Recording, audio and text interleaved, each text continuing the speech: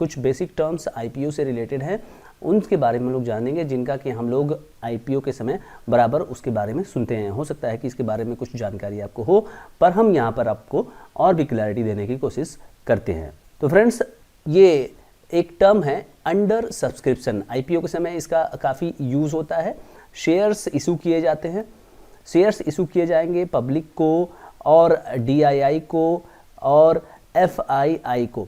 अब होता क्या है कि शेयर्स जितनी मात्रा में इशू किए जाते हैं उतने ही मात्रा में अगर एप्लीकेशन आ जाए तब तो अच्छी बात है, लेकिन प्रैक्टिकली ऐसा नहीं होता है। कभी ज़्यादा एप्लीकेशन आ सकते हैं और कभी कम एप्लीकेशन आ सकते हैं।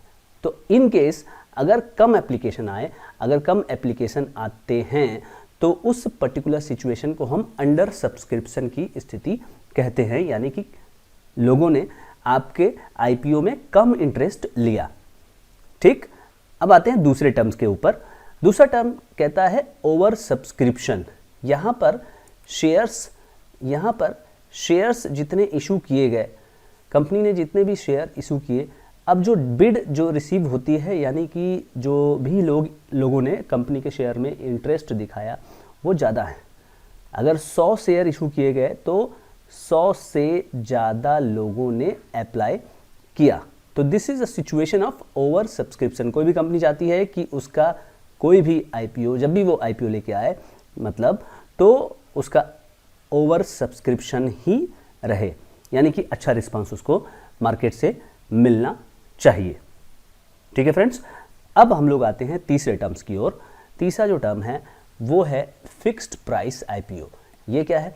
अब फिक्स्ड प्राइस आईपीओ, जब हम आईपीओ में शेयर इशू करते हैं, आईपीओ में जब भी शेयर इशू किया जाता है, तो अगर एक सिंगल अगर केवल प्राइस है, सिंगल प्राइस है जिस पर कि शेयर इशू किया जाता है, आपको कोई बिड लगाने की ज़रूरत नहीं है। Okay, there is no need of bidding.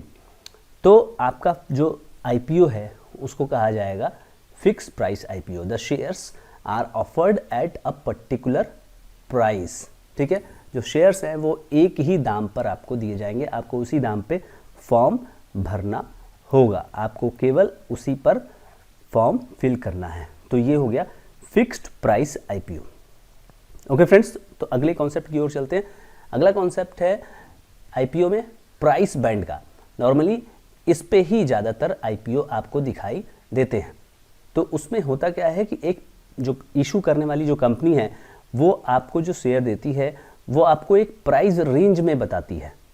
जैसे कि इस एग्जांपल में जैसे हमने बताया कि 130 से 140, अब आपको ये लोअर प्राइस बैंड है और ये हायर प्राइस बैंड है। तो ज़्यादातर लोग क्या करते हैं कि वो 140 में ही बिड करते हैं अगर अच्छी कंपनी होती है, लेकिन अगर वो चाहें तो 130 से 140 के बीच में कोई भी प्राइस भर के वो फॉर्म भर सकते हैं और उसी आधार पर उनको शेयर दिया जाता है, यानी शेयर अलॉट किया जाता है। तो ये वाला जो सिचुएशन है, ये वाला जो मैकेनिज्म है, इसको हम कहते हैं प्राइस बैंड। इसके पहले वाला जो सिस्टम था वो था फिक्स्ड प्राइस आईपीओ, ये है price band IPO. So friends, I hope कि आप लोगों को कुछ जो बेसिक टर्म्स हमने बताए हैं वो ज़रूर पसंद आए होंगे, ज़रूर आपने। सो फ्रेंड्स, जो बेसिक टर्म्स हमने आपको बताए, आशा है कि आप लोगों को वो समझ आए होंगे। अगर आपको इस वीडियो से कुछ भी वैल्यूएबल लगा तो इस चैनल को सब्सक्राइब करना ना भूलिए।